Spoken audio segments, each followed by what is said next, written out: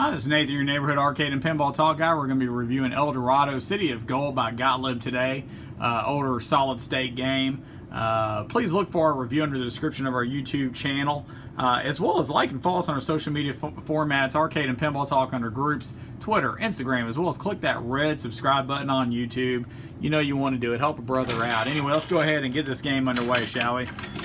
You know, first impressions, very interesting. Older table. So again, this is a banger and clanger. There's not going to be a whole lot of soundtrack to it, just because of its age of the 70s time period that this game was made. It is a wood rail system, and you know, this is a virtual format through Visual or Future Pinball. You can generally find these games on both.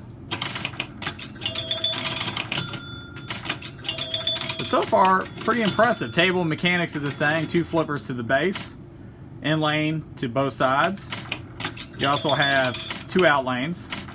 Mushroom bumper with a target to the left center, another target to the left, and then obviously a lane with a rollover. There's four flippers on this game. Tons of drop targets to the back. So obviously the objective is to drop all those targets. Very hard to do that top right one. You have some columns to the back right with some rollovers. You also have some columns to the center with some rollovers. And then some more drop targets to the right of that. So just very simple kind of flow to the table. And sometimes the funnest games are those that are simple in its nature. Now again, I like a little bit of a moderate to high difficulty game. And the reason for that is because it keeps your attention longer and you can play it longer.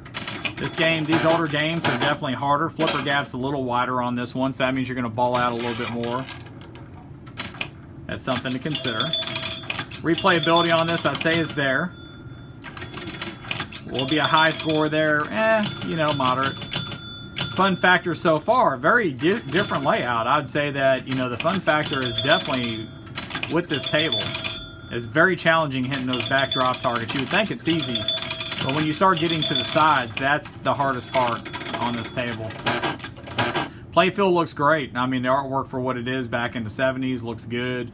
Buck and Bronco, guy with his cowboy hat. So, all in all, does this table deliver? Will it be fun? Yes. If you can find it in its mechanical or virtual state, absolutely do it. I think if you're an older pinball fan, you will like the complexity of this game. If you can find it mechanically, I think you would enjoy it as well. I think in both formats. But anyway, we appreciate you watching today. Please find a review under the description of the video on YouTube. And other than that, we look forward to our next video with you guys. Thank you again.